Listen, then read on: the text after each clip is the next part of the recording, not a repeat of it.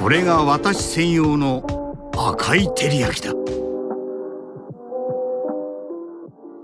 So blue-purple just won Nats. This is not a blue-purple deck profile, though. If you like turning your cards sideways, being on the right side of the Universal Century, or have a questionable attraction to Char Aznable, today's deck profile is for you. Today we're going to be talking about red-green Zeon Midrange. So, in order of introduction to cards, we'll start with our unit cards, beginning with our lowest cost, moving up to pilots, and then ending up with bases.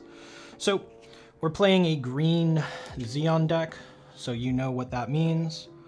We do 4 Zaku 2s. This is going to be probably your best one-drop. This is the 2-1, gain 2 AP on swing.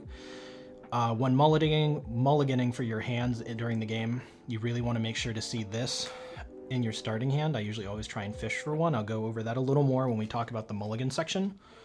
Next up, just another set of 2-1, 2-2s. You definitely want to keep the aggro somewhat up in this deck, but you are a little more focused on the mid-range, so these are our only one-drops that we play in the deck for the most part. These usually get us our early game to get those early chips in, while we focus on going mid-range a little later in the deck. These could realistically be any combination of Zaku 2s, Zaku Mariners, or the Gelgoogs from the Clan Unity Structure deck.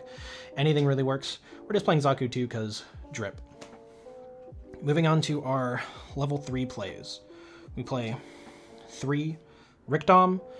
Breach 2 is just inherently pretty strong. It definitely makes sure you get the punishes out after you drop these out onto board, so it's just a good all-around card. It's been a staple since the beta. If you're playing Zeon, you usually want to try find the space to fit those in. Unsurprisingly, we're playing a Zeon list, which means we are running 4 and 4 of Char Zaku 2, 4 of the token generation 1, 4 of the destroy search for your top 3. Generally speaking, when you're doing an early mulligan, you kind of really want to see the token Zaku 2 on your early game. It just forces better trades in getting those one-drops out. If you're going against blue-purple, you kind of want to go for the searcher ones. Just making sure, based on matchup decision, you're kind of prioritizing which one you're going to keep in your opening hand, or which one you're going to want to get rid of later. It's just kind of dependent on, if you know your locals, you know what people are onto, kind of deciding what you go for on your opening hands, but all of those are just your link targets for Char. Now moving into the red side of the deck. 4 of the new GDO3 GFreD. This card's pretty great, mostly because burst. If there are 3 or less enemy shields, deploy 1 rested GFreD unit token.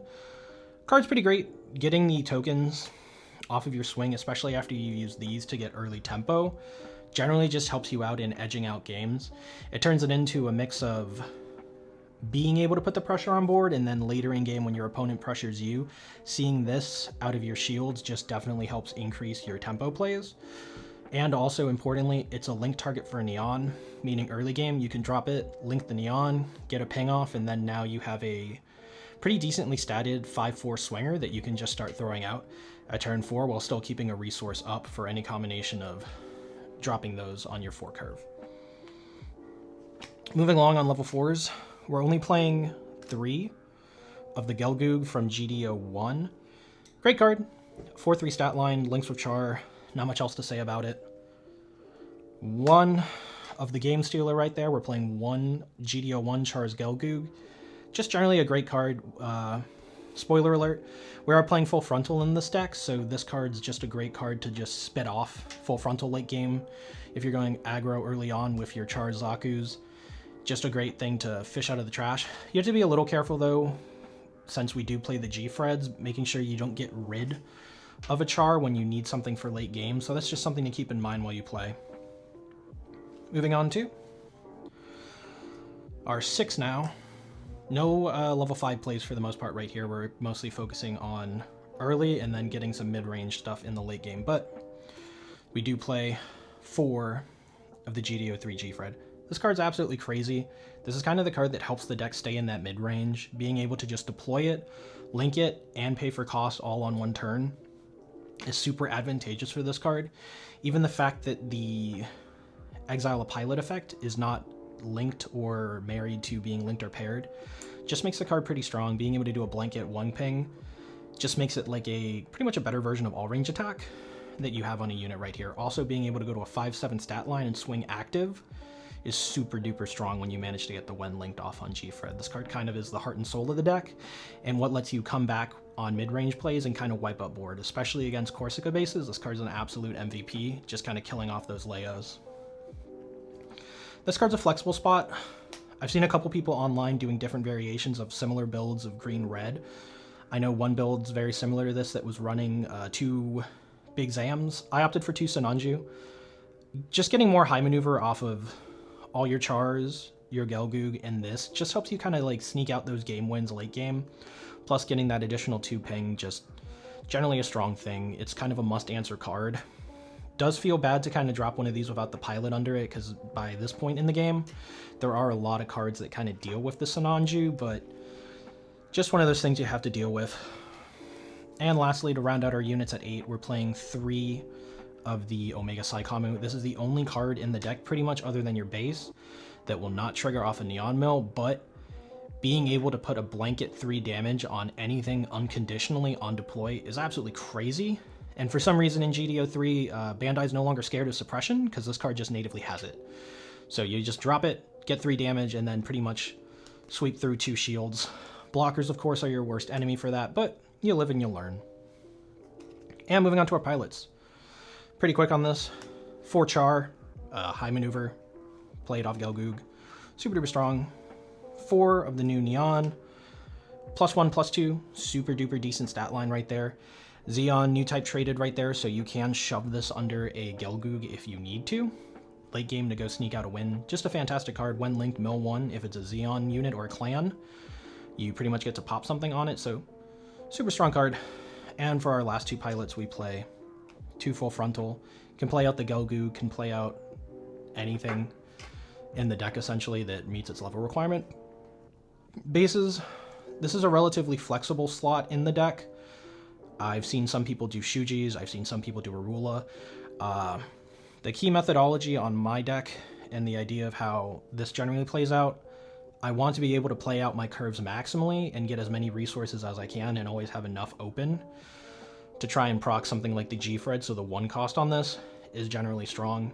And with so much aggro running around, you can kind of clear out some of the stuff like Gundam Amuro links with relative decent trades in this deck, so being able to keep a 6 cost base alive is really important in helping you just stave out those games and not die in the long run. Welcome to the next part of the deck profile. This is going to be a quick one, not a huge overview. Expect some sample gameplay with this deck coming up later on the channel, but for right now, I generally like the idea of doing a mulligan guide, so this is just going to be a quick test draw to demonstrate thought process going into a mulligan. So opening hand would be Neon GFreD, GFreD, Zaku Char.